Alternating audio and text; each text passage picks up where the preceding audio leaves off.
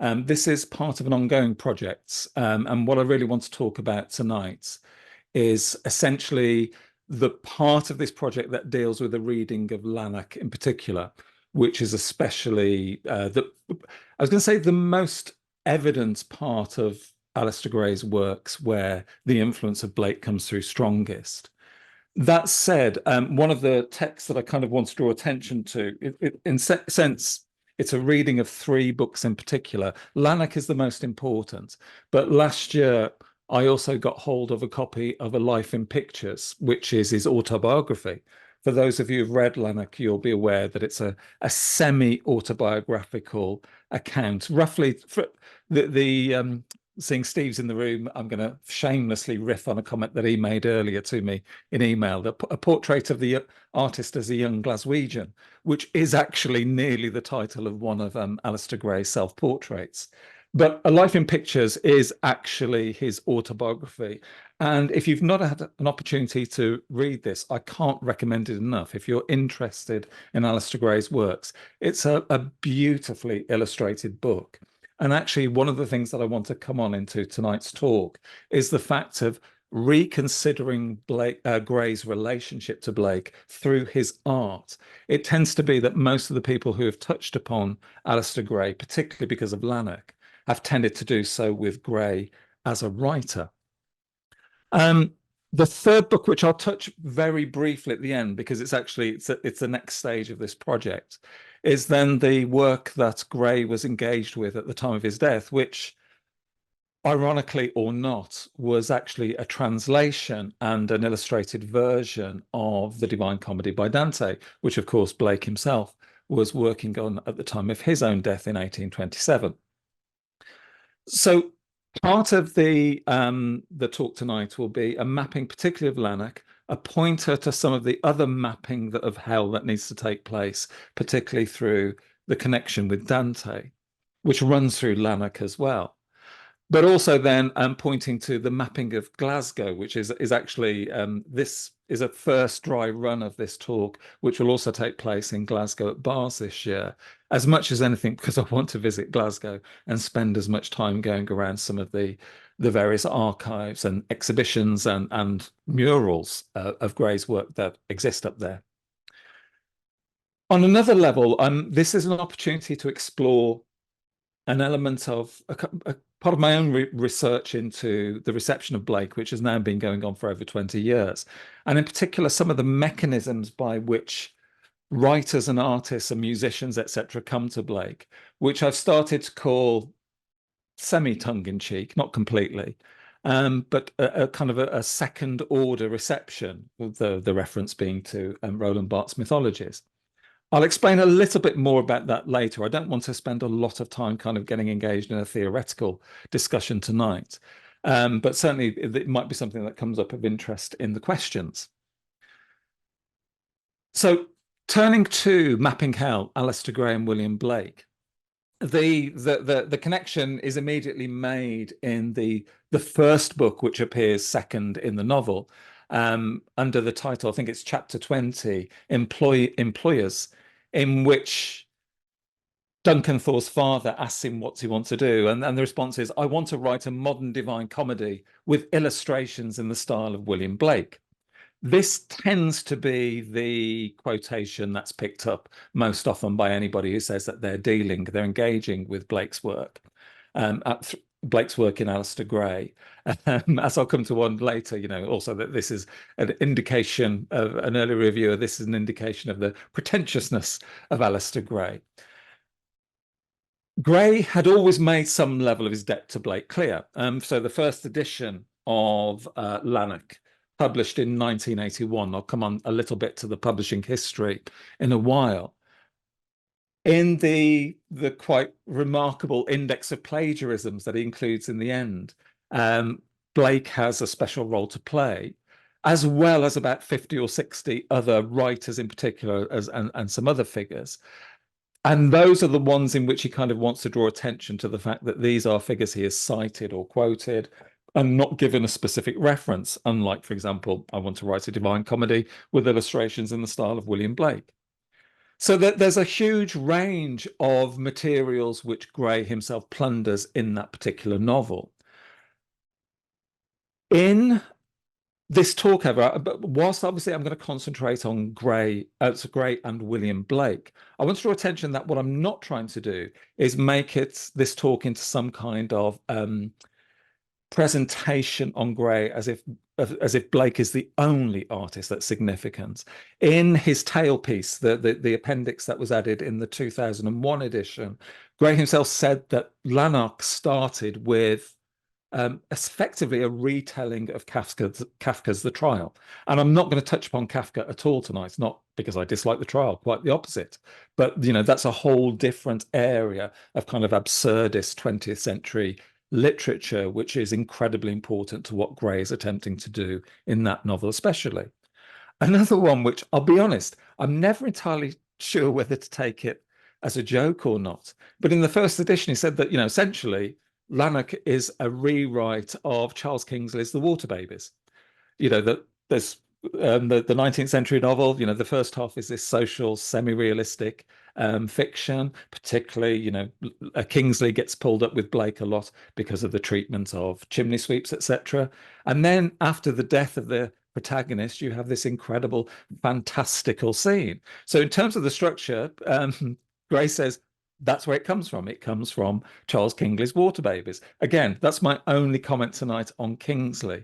The point that I'm trying to make is that there's a whole host of influences in Lanark in particular, if you want to simply map through its the literary allusions and some of the artistic ones, which I'll touch on tonight.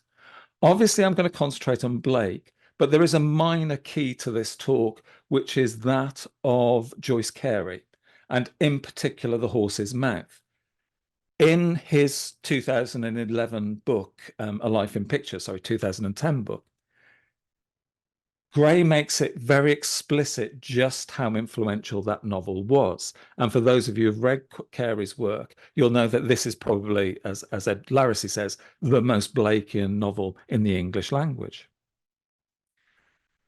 What I don't want to do, so I'm going to start with a fairly contrary position, but for a reason I'll make explicit in a moment, which is that when comments and connections between Gray and Blake come up, particularly in the media and newspapers, around the obituaries, etc., the standard phrase which gets trotted out is that Alasdair Gray is the Scottish William Blake. No, he's not. And the reason for that is that, so twofold. First of all, nearly every person who makes that comment is basically on the assumption, Alasdair Gray, he wrote and he drew pictures. Who else draws and writes? Oh, yes, William Blake. Ergo, Alasdair Gray must be a Scottish William Blake. So it's quite clear that a lot of people who make those comments have no idea. I think they know quite a bit about Alasdair Gray in some cases. They tend to know very little about William Blake. It's also then the fact that I think that kind of blithe throwaway line, and this has become clear so far in my reading, tends to draw attention to this fact that a lot of the people who are engaging with Gray's work don't really understand Blake very much. And that's actually one of the things that I want to address tonight. So if we start from this assumption that has been doing the rounds that, Alasdair Gray is the Scottish William Blake. and the second quotation here, Gray is a true original, a 20th century William Blake observer, which now gets rolled out on every blurb on his book. I'm still trying to actually track down that quote. It apparently was made for the review of every short story, assuming the Observer, via the records I've been searching so far, and I've not tracked back to the 2015 paper edition of the Observer yet. But the nearest I can find is Theo Tate's review, in which he says that people call him the 20th century William Blake. So it wouldn't surprise me at all if this turns out to be one of those apocryphal, thoroughly edited quotes that appears in the marketing blurb, which actually was never written down by anybody. It's a different approach that I want to take tonight with regard to Gray's connection to Blake. And a quick summary of some of the criticism. There's a huge amount on Alasdair Gray. Not so many people engage with the connections with Blake. Those that do tend to be along that line. Oh, he's like a 20th century William Blake. It's very superficial. There are some exceptions. Susan Matthews draws attention in an essay included in Blake 2.0, which Steve and I edited with Tristan Connolly, about that Gray is one of those figures who, through Joyce Cary in particular, kind of builds up a particular image of the post-war artist in Britain. There's a one area that I'm not going to touch, but is actually very interesting to me further down the line, is that of Gavin Miller, who draws attention to how Blake became a formative influence, not through the fiction and art in any explicit way, but actually through his book, Why Scott Should Rule Scotland. So it's actually an interest in Blake's reconfiguration of national identity. A couple of others that are worth pointing out. Glyn White's in Reading the Graphic Surface, which is a great book about representations of books as artifacts in literature. He gives a quite detailed reading, a very interesting reading, which I've taken some points from tonight, of how Blake's description of the graphic process in The Marriage of Heaven and Hell seemed to have struck a chord with Alasdair Gray as well. And yeah, Paul Smethurst, this is the one, the postmodern chronotype, notes that Gray cites Blake and Dante many times in Lanark, but this seems at times pretentious. There is also, although it doesn't deal with the particular topic I'm talking tonight, there was a PhD by Brazilian students, Isabel Velasquez Dominguez, Alasdair Gray's Lanark in the Scottish Contemporary Scene, a Matter of Postmodern Identity, which actually has some very substantial and very interesting work on Blake as well. But most people, when they're kind of engaging with the connections between Gray and Blake, most of the cases it tends to be fairly superficial. And mainly, I think, because people don't actually, the critics who are writing about Gray tend not to understand Blake. So in A Life in Pictures, Gray gives a fairly explicit account, a really important point of this transition, this understanding of where he encountered Blake for the first time. The most potent influence on my development was The Horse's Mouth by Joyce Cary. Years earlier, he, Gully Jimpson, had been a successful painter of all colours, but discovering the work of William Blake moved him to paint big murals of a kind Blake regretted never being commissioned to paint. Jimpson cannot get commissions either, since the only folk with faith in his art are a cobbler and a postman who think it right to respect outcast intellectuals. This very funny, high-spirited story persuaded me that making a fine work of art for people who did not want it was the greatest thing I could do. The Horse's Mouth quoted so much of Blake's exciting verse that I found in Ridley Public Library a book containing songs of innocence and experience and the mind of prophetic books. In a cheap Everyman edition, I found his illustrated Gates of Paradise. In the Great Mitchell Public Library at Charing Cross, I found facsimiles of his hand-coloured books, including his illustrations and commentary on the Book of Job. Now, one of the things I find quite interesting about this, and I've not completed the work on this, is that Gray provides a potentially quite precise mapping of his early encounters with Blake, which in a sense allow us to reconstruct partially the horizons of expectations, or the horizons of his encounters with Blake at that particular time. I think I've got a couple of them here. So the edition, he refers to a very specific edition of The Horse's Mouth, in which he says that in the late 1940s, his father had subscribed to the Readers' Union Book Club. And a couple of years after it was published by Michael Joseph, another cheap version was released, and Gray's father had got hold of a copy via subscription. So the 12-year-old Gray says that he sat down and read this, and this was the point he thought, yes, I'm going to become a mural painter, fairly, for those people who want to be train drivers or whatever at the age of 12. No, Gray decides that having read The Horse's Mouth, he's going to become a mural painter. A couple of other elements from this particular piecing together, I am fairly certain that the edition of Blake that he found in Ridley Public Library was almost certainly John Sampson's selected works, for the very simple reason that in the title, I'll just read it out. So the poetical works of William Blake, including the unpublished French Revolution, together with minor prophetic works and selections from the Four Zoes, Milton and Jerusalem, just trips off the tongue. But this first published, I think, in 1913, republished, reprinted many times over the next few decades. Really until Keynes's cheaper Oxford edition takes hold, becomes the standard edition of Blake for many readers.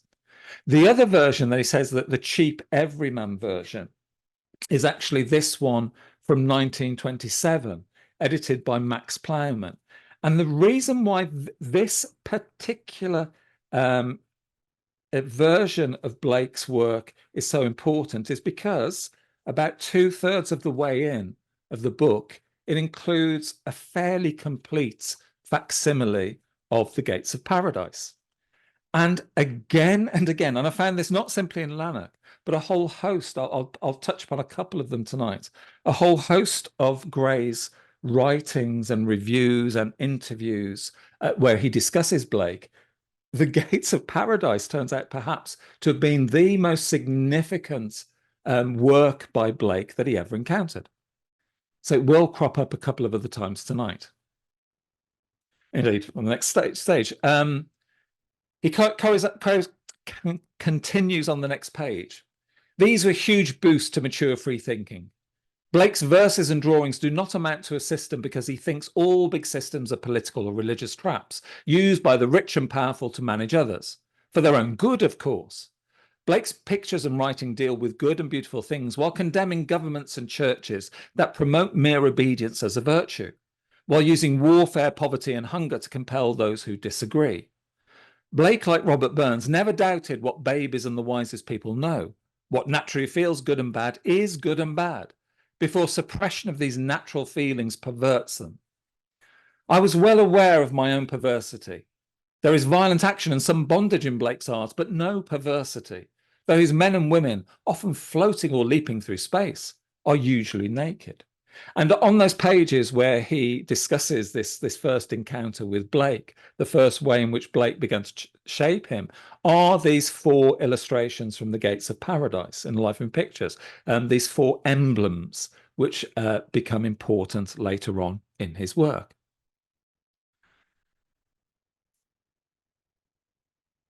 I think that an important point, he mentions, without giving a specific age, he says that he was 12 years old when he read Joyce Cary. He doesn't give a precise age for when he first read the Everyman edition. He just says it was as a teenager that he read these works.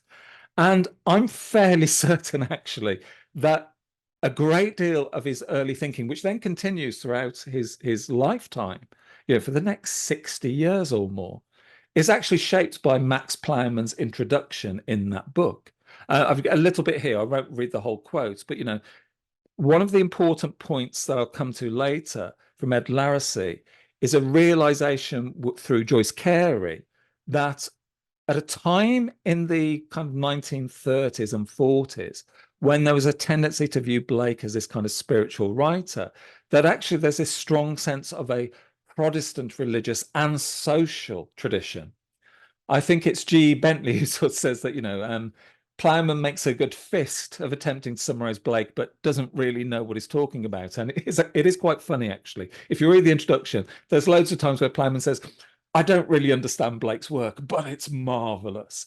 And there's a sense of this kind of particular enthusiasm as well, then, this attempt to position Blake, to some degree at least, in this kind of socio-political tradition as well as a mystical and religious one.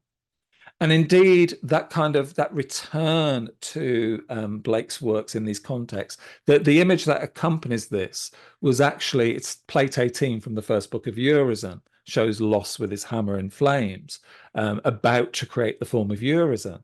This was an image that Alasdair Gray selected for one of his reviews of another book to contrast to what the author was doing. We're saying, this is the kind of spirit of energy that Blake, revolutionary energy, that Blake seeks to engage with. So a brief moment now, a kind of interlude before I go on to reading through Cary of Lanark. And this phrase they introduced, second order reception. And principally because of time, this is going to be a very, very simplified and pared down version. By second order reception, I mean, Barthes talks about it in terms of a semiological system. You know, it's the point of connotation, is that moment where myth naturalizes itself and where ideology enters into our discourse. I'm using it principally, I'm riffing on the phrase and the theme. I actually, on one level, mean something quite simple. Second order reception is that moment whereby a person encounters Blake through the mediation of another. If you like, this is the system of connotations. And as I've already indicated, Gray really encounters Blake through Cary and to a lesser degree through Max Plowman.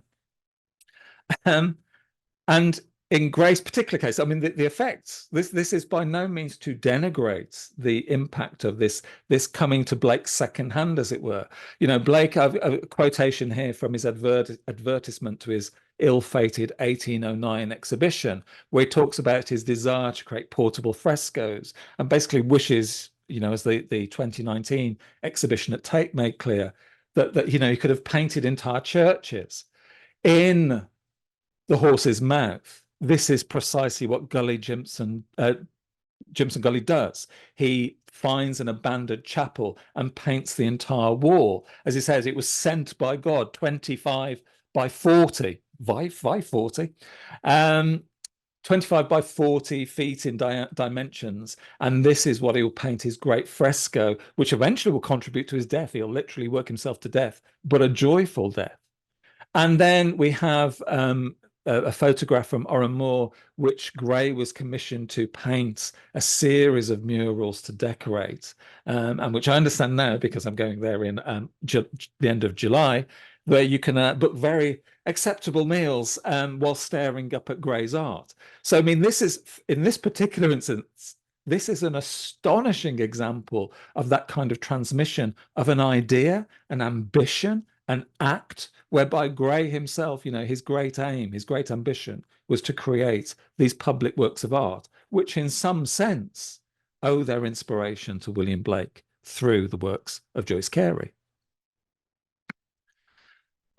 So the influence of Cary. Again, I'm not going to dwell too much in the talk tonight, but just to, you know, two quotes actually from two very interesting critics dealing with Blake and Cary in particular.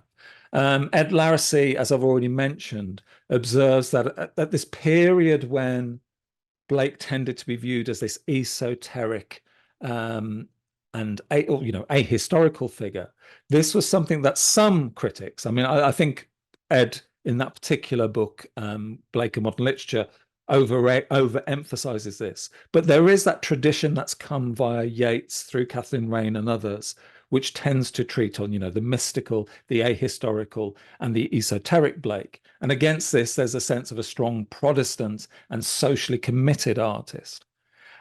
Susan Matthews makes the point as well that Cary, writing during the Second World War, you know, there are plenty of points where he takes modern art, and this is the important point. What Cary is dealing with is a particular vision of the artist as rejecting a commodified approach to arts, which also then is a rejection against kind of authoritarianism, totalitarianism, and of course Nazism during the fight in the Second World War. So, you know, Hitler never could put up with modern art. It's against his convictions, as Jimson says throughout the novel. Another point, I mean, for those of you who don't know, in fact, I'm just going to go to the next slide. If you've never had the opportunity to see it, it was then filmed in 1958. It was made into a movie by Ronald Neame, starring Alec Guinness, who also wrote the screenplay, which was nominated for an Oscar, didn't win, unfortunately, but incredible. I mean, it's Blake is still there, pared back compared to the novel. It plays up some of the slapstick elements of Cary's writing, but it's an incredible movie. And also one of the things that's really fascinating to me is the work by John Bratby, the expressionist painter. In the film they had to show some, Jimson couldn't simply be seen to talk about his art. They literally had to show this in practice. And so they commissioned a series of paintings, borrowed paintings by the expressionist John Bratby, which appear throughout the movie. So it's very much an attempt to create a venue, a mission for the propagation of modern art in the post-war period. And this, whilst he's specifically talking about the novel, I'm pretty sure from the simple typo that appears in Lanark in the index of plagiarisms, Duncan Thor is a hybrid formed by uniting Gully Jimson, the Blake quoting penniless painter of a mural illustrating the biblical Genesis in a derelict church, with his untalented working class disciple Nosy Barman. Nosy without an E in the novel, Nosy with an E in the film. What's really important is that for the central section of the novel, what many readers won't realize is that actually in his 2001 essay, Gray said that the Lanark was a kind of semi-autobiographical novel which dealt with his life until about the age of 17 and a half, when he went to Glasgow School of Art.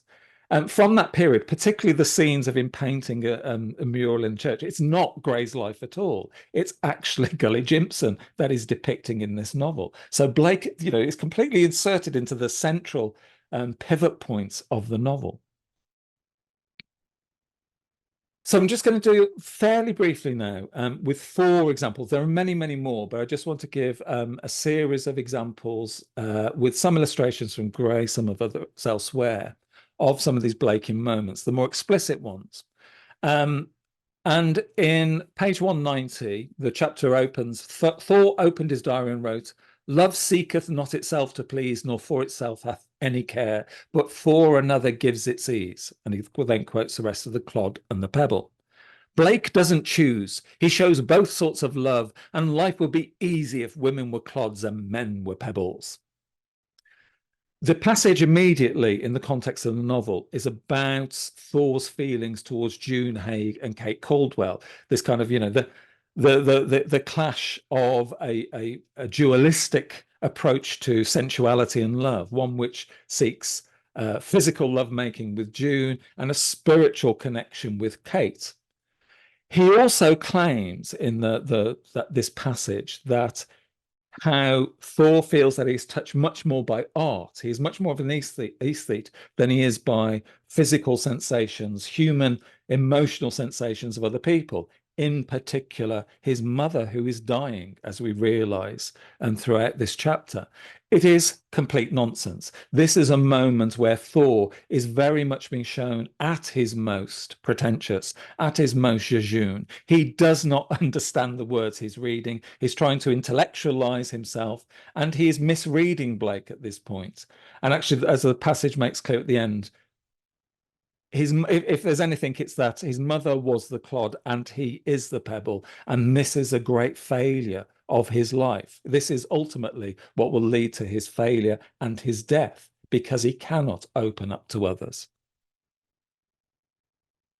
Another one, which in many respects is a much more interesting process of the kind of the transformation that Gray pursues with Blake, is through his adoption of some of the art, in particular going back to the Gates of Paradise. His pen paused above the page, then descended and sketched the tree in Sauchiehall Lane, making it larger and leafless, and among the tenements and back greens of Ridley. Around it, 3 dwarfish housewives were stretching ropes between iron clothes poles, and he drew them from a memory of a home help who had looked after the house while his mother was dying. He remembered a Blake engraving of a grey ocean with an arm sticking out of a wave, the hand clutching at the empty sky. Another Blake engraving showed a tiny pair of lovers watching a small frenzied figure set foot on a ladder so thin and high that the top rested in the sickle of a moon. A caption said, I want.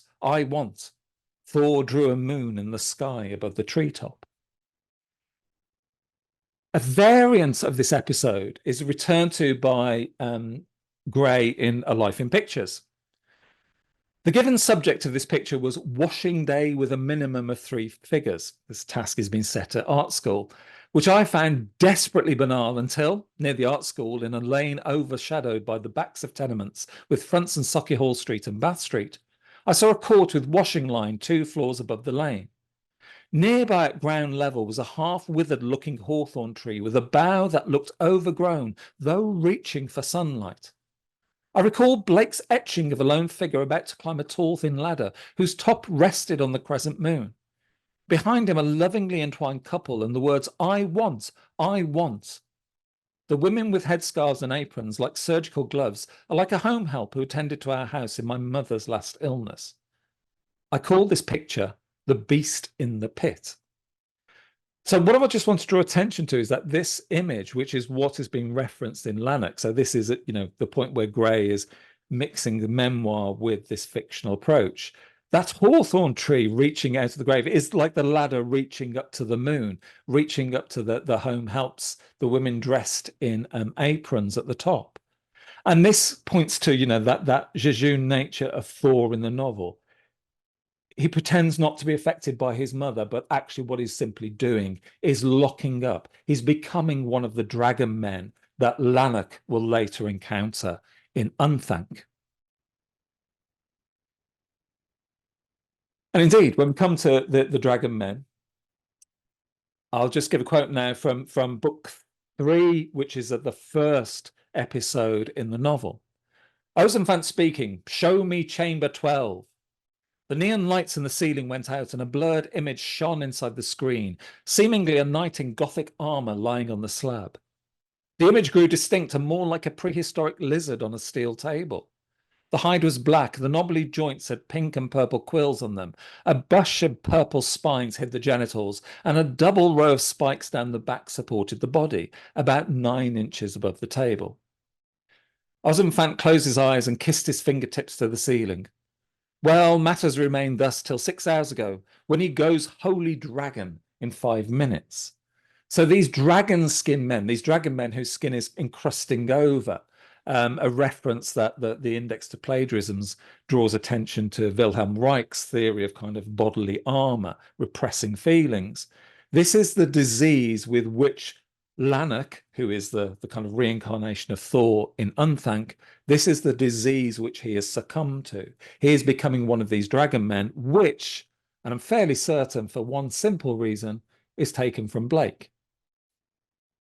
As we hear in A Memorable Fancy, I was in a printing house in hell and saw the method in which knowledge is transmitted from generation to generation. In the first chamber was a dragon man.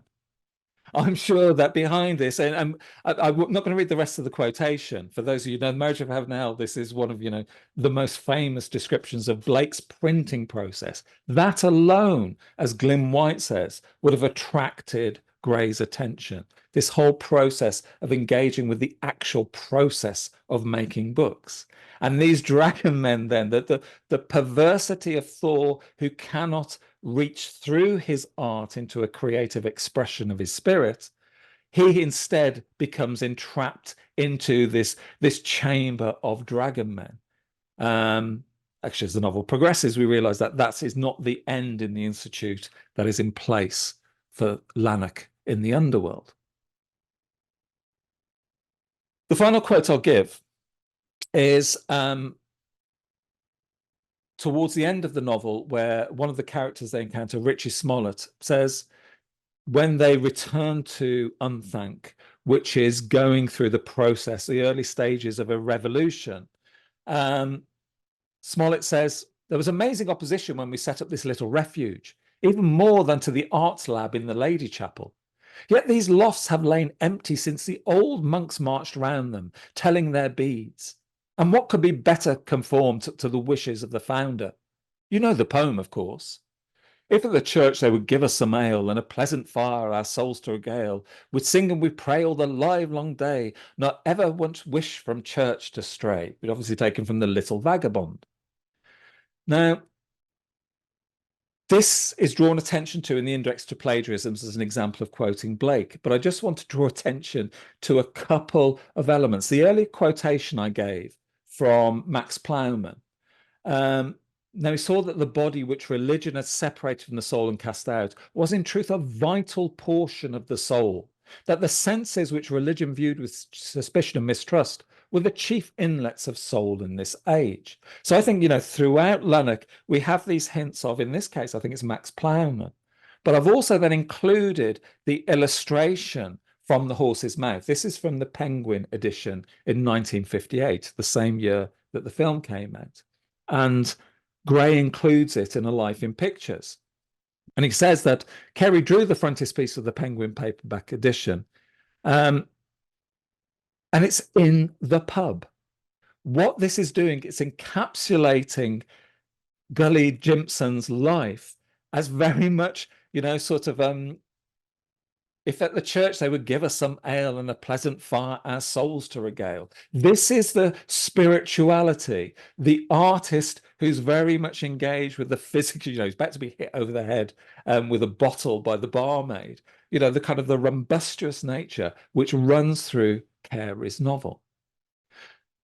So these 4 examples, there are many, many more throughout Lanark, some explicitly drawing attention to Blake's influence, some, in my opinion, mediating them through Cary in particular, but also then other figures such as James Joyce. The portrait of the artist as a young man is partly the model that Gray is using in his novel.